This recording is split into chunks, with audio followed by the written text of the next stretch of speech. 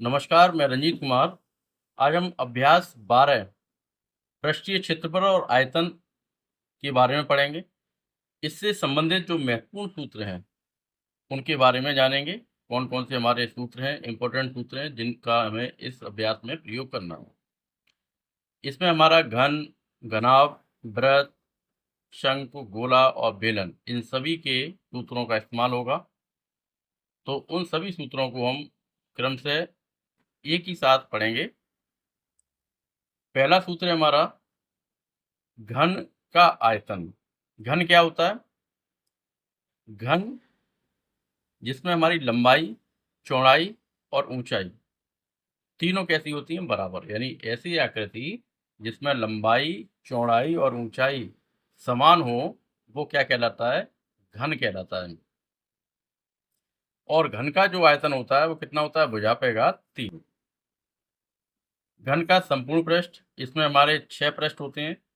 1, 2, 3, 4, 5, 6, यानी ऊपर नीचे दाएं बाएं और साइड में। ये हमारे 6 पृष्ठ होते हैं। एक पृष्ठ का जो क्षेत्रफल है वो कितना होगा? लंबाई चौड़ाई बराबर है हमारी, तो क्षेत्रफल हो जाएगा हमारा लंबाई गुणा चौड़ाई, यानी भुजा गुणा भुजा, यानी कितना होगा? भुजा स्क्वायर। और भुजा स्क्वायर को हम जब 6 बार जोड़ेंगे तो सूत्र क्या निकल के आएगा?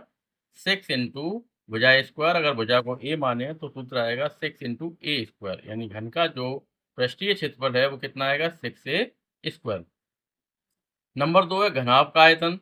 घन और घनाभ में अंतर। घन में हमारी तीनों भुजाएं यानी तीनों विमाएं जो हैं लंबाई, चौड़ाई, ऊंचाई बराबर होती हैं, जबकि घनाभ में लंबाई, चौड़ाई, ऊंचाई अलग अलग होती हैं। तो घनाभ का आयतन क्या होगा? लंबाई गुणा चौड़ाई गुणा ऊंचाई। अगर एल बी एच माने तो घनाभ का आयतन होगा L into B into H. पृष्ठीय क्षेत्रफल, इसमें भी हमारे 6 पृष्ठ होंगे। लंबाई गुणा चौड़ाई के 2 पृष्ठ, चौड़ाई गुणा ऊंचाई के 2 पृष्ठ और ऊंचाई गुणा लंबाई के 2 पृष्ठ। तो ये हो जाएगा 2 कोष्टक में L into B plus B into H और प्लस एच इंटू एल। ये हो जाएगा हमारा घनाभ का संपूर्ण पृष्ठ या पृष्ठीय क्षेत्रफल।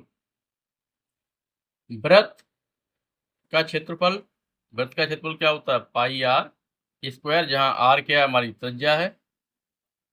और त्रिज्या जो है वो व्यास की क्या होती है? आधी, या इस तरह कह सकते हैं व्यास जो है वो हमारा त्रिज्या के दुगने के बराबर होता है, यानी त्रिज्या के दुगने को हम क्या कहते हैं? व्यास कहते हैं। और इसकी जो परिधि होती है, परिधि कितनी होती है? 2 इंटू पाई इंटू आर। परिधि कितनी होती है? 2 पाई आर। वृत्त और गोला, वृत्त हमारा द्विविमीय होता है और गोला हमारा त्रिविमीय होता है। इसलिए जो गोले का आयतन होगा उसमें आर पे घात 3 आएगी, और इसमें वृत्त का क्या होगा? सिर्फ क्षेत्रफल होगा, और जबकि गोले में क्या होगा? आयतन होगा और उसका पृष्ठीय क्षेत्रफल होगा। गोले को जैसे हम गेंद है, ये हमारी गोला है। वृत्त जैसे हमारी चूड़ी है, साइकिल का पहिया है, ये हमारे वृत्त के रूप में होंगे। गोले का आयतन होता है 4/3 पाई आर पे घात 3, और इसका जो पृष्ठीय क्षेत्रफल होता है वो कितना होता है? 4 पाई आर स्क्वायर।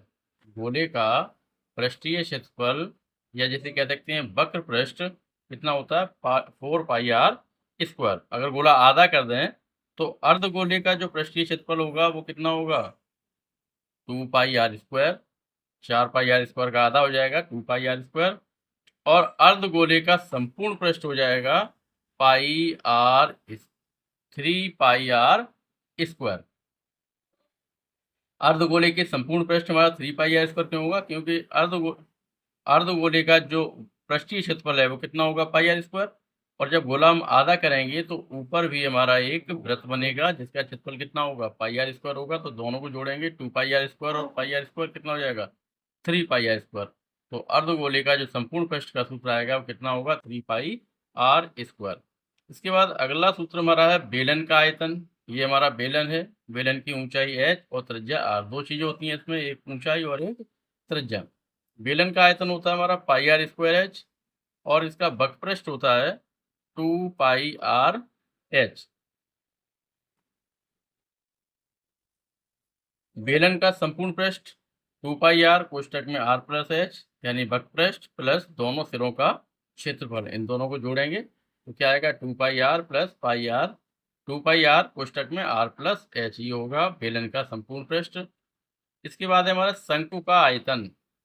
शंकु में हमारी ऊंचाई, ये त्रिज्या, और ये क्या होती है तिरछी ऊंचाई, इसे तिर्यक ऊंचाई भी कहती हैं। और इसका एल का मान जो है वो किसके बराबर होता है, तिर्यक ऊंचाई एल बराबर अंडर रूट में R square plus H square, यानी पाइथागोरस में लग जाती है। तिर्यक ऊंचाई यानी कर्ण का वर्ग लंब और आधार के वर्ग के योग के बराबर होता है। तो एल बराबर आएगा अंडर रूट में R square plus H square.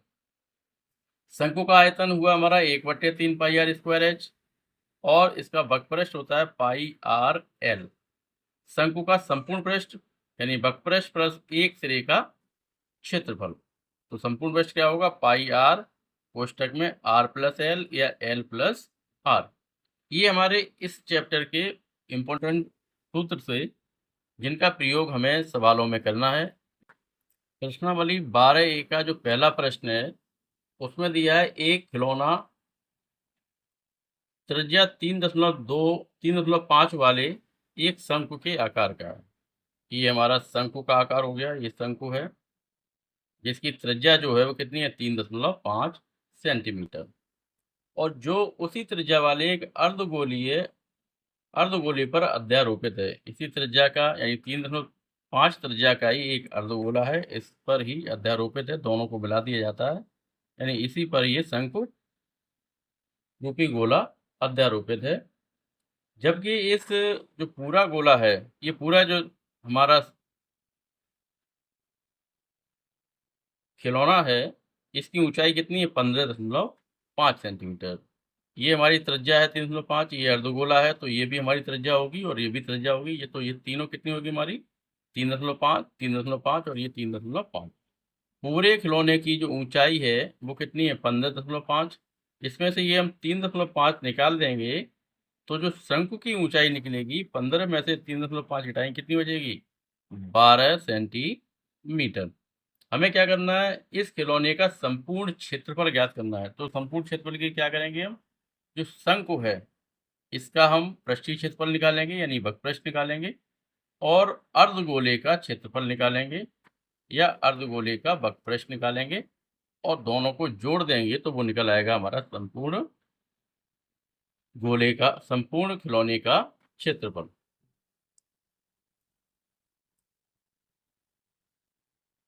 त्रिज्या r बराबर 3.5 सेंटीमीटर, या इसे लिख सकते हैं 7/2 सेंटीमीटर। 7/2 मतलब 3.5 ही हुआ। संपूर्ण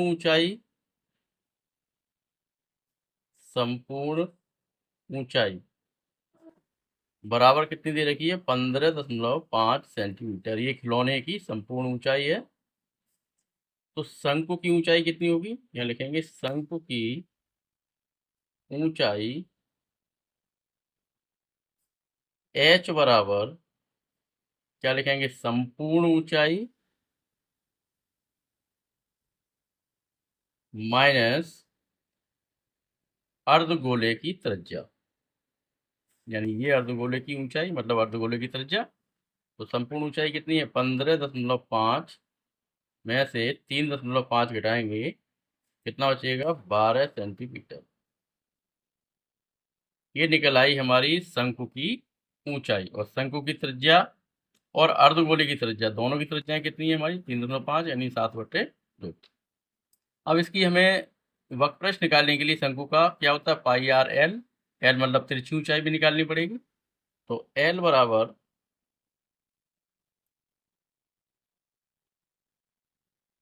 तिर्यक ऊंचाई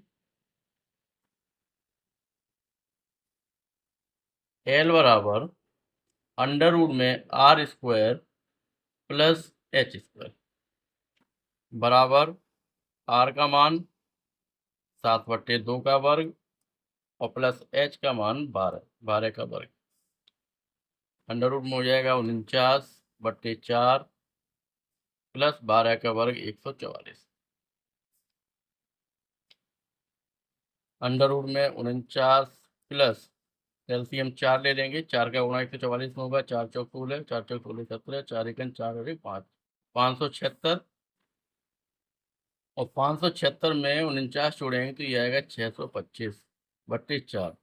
625 का वर्गमूल 25 और 4 का वर्गमूल 2। तो एल का मान कितना आया? एल आ गया हमारा 25/2 सेंटीमीटर। अब लिखेंगे शंकु का वक्रपृष्ठ। शंकु का वक्रपृष्ठ बराबर पाई आर एल। तो पाई गुणा आर का मान लिखेंगे 7/2 गुणा एल का मान 25/2। तो ये आएगा 25×175/4 पाई वर्ग सेंटीमीटर। ये आया हमारा शंकु का वक्रपृष्ठ। अब लिखेंगे अर्धगोले। अर्धगोले का पृष्ठीय क्षेत्रफल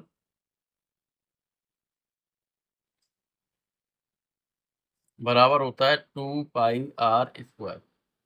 तो 2π इंटू आर का मान 7/2 का वर्ग, तो जाएगा 2π इंटू 49/4 वर्ग सेंटीमीटर।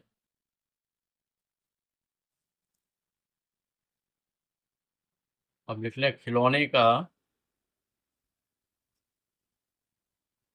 संपूर्ण पृष्ठीय क्षेत्रफल।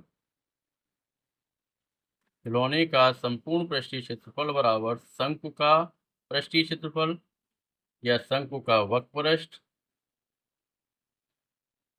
और प्लस अर्धगोले का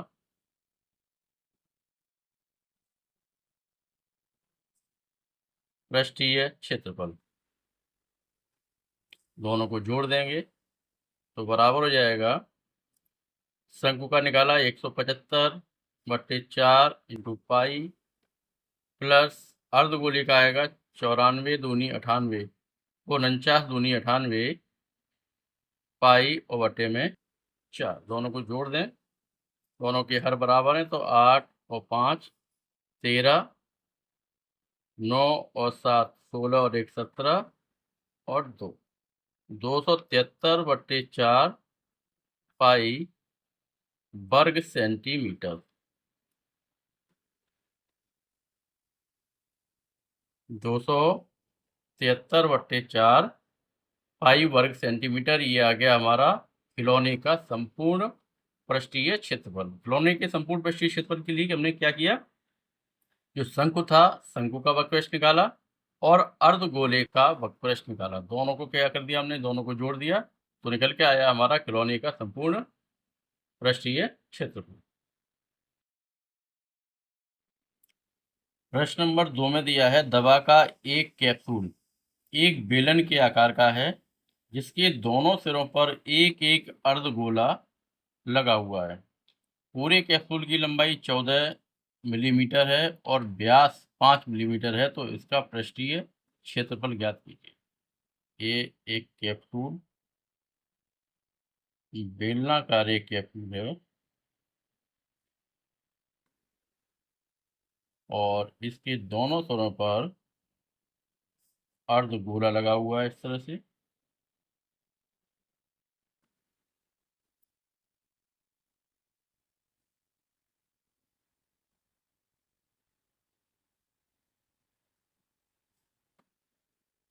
ये कैप्सूल, इसकी संपूर्ण ऊंचाई, कैप्सूल की जो पूरी ऊंचाई है वो 14 मिलीमीटर है। ये पूरी ऊंचाई कितनी है, 14 मिलीमीटर है। और कैप्सूल का जो व्यास है, ये जो व्यास है ये वाला, ये कितना है 5 mm। यानी यहाँ से यहाँ तक की दूरी कितनी है 5 mm है। तो इसकी जो त्रिज्या है वो कितनी रह जाएगी 5/2 और 5/2। ये भी 5/2 हो जाएगा और ये 5/2, ये 5/2 और ये 5/2। तो जो बेलनाकार भाग है यहाँ से यहाँ तक, इसकी ऊंचाई कितनी होगी 5/2। ये निकाल देंगे इसमें से और 5/2 ये निकाल देंगे। यानी 5/2 5/2 कम होगा, कितना हो जाएगा कम 5 कम हो जाएगा। 14 में से हम 5 घटाएंगे तो ये कितना बचेगा, यहाँ से यहाँ तक बेलन का भाग है उसकी ऊंचाई रह जाएगी 9 मिलीमीटर। अर्धव्यास की त्रिज्या हमारी 5/2। अर्धव्यास जो अर्ध गोलाकार हमारा है इसकी त्रिज्या कितनी, 5/2। और ये अर्ध गोला इसकी भी त्रिज्या कितनी, 5/2। पूरे कैप्सूल की लंबाई हमारी कितनी थी, 14 mm। यहाँ से ये 5/2 और 5/2 कितना हो जाएगा, 5 इसमें से घटा देंगे तो बेलन की जो ऊंचाई निकल आएगी वो हमारी कितनी निकल आएगी, 9 मिलीमीटर। तो यहाँ लिख दें अर्ध गोले का व्यास बराबर 5 मिलीमीटर। त्रिज्या आर बराबर त्रिज्या व्यास की आधी होती है तो कितनी हो जाएगी, 5/2 mm या मिलीमीटर। पूरे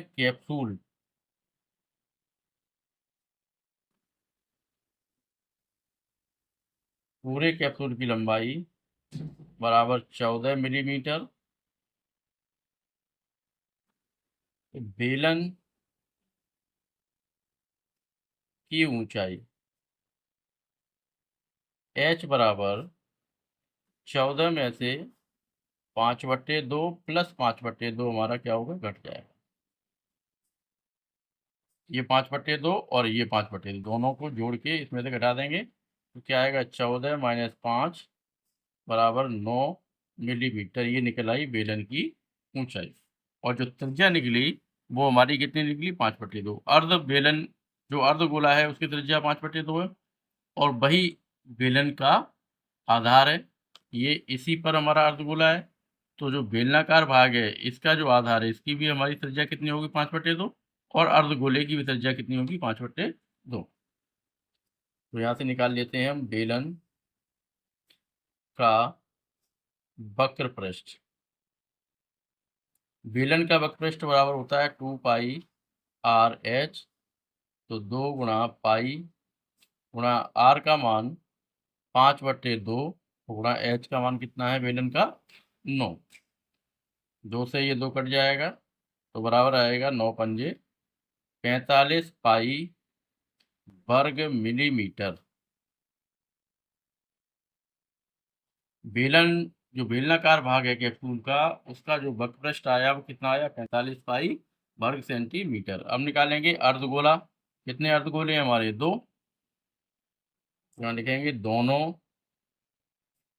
अर्धगोलों का वक्र पृष्ठ। दोनों अर्धगोलों का वक्र पृष्ठ बराबर 2 × 2 पाई r अर्धगोले का जो वक्र पृष्ठ होता है वो कितना होता है, 2πr²। 2 अर्धगोले हैं तो 2 का गुणा हो जाएगा, कितना हो जाएगा, 2 × 2πr²। कितना हो जाएगा, 4π। और r का मान कितना है, 5/2। तो बराबर हो जाएगा 4π × 25/2 का वर्ग कितना, 4। 4 से 4 कट जाएगा ये तो बराबर आएगा 25 पाई वर्ग सेंटीमीटर। अब लिखेंगे कैप्सूल का पृष्ठीय क्षेत्रफल। कैप्सूल का पृष्ठीय क्षेत्रफल बराबर क्या करें, जो बेलन का वक्र पृष्ठ है वो बेलनाकार भाग का और दोनों अर्धगोलों का वक्र पृष्ठ दोनों को जोड़ देंगे। तो 45 पाई प्लस 25 पाई। 45 और 25 को जोड़ेंगे तो कितना होगा, 4 और 2 6 मतलब 70 पाई वर्ग सेंटीमीटर। ये आया कैप्सूल का पृष्ठीय क्षेत्रफल। या अगर हम पाई का मान रखेंगे तो कितना आएगा, 70 गुणा पाई का मान होता है 22/7। 7 से 70 कट जाएगा 10 बार तो ये आ जाएगा 220 वर्ग सेंटीमीटर। या तो आंसर हम पाई में लिख दें और नहीं तो हम पाई का मान रखेंगे तो 220 वर्ग सेंटीमीटर आ जाएगा।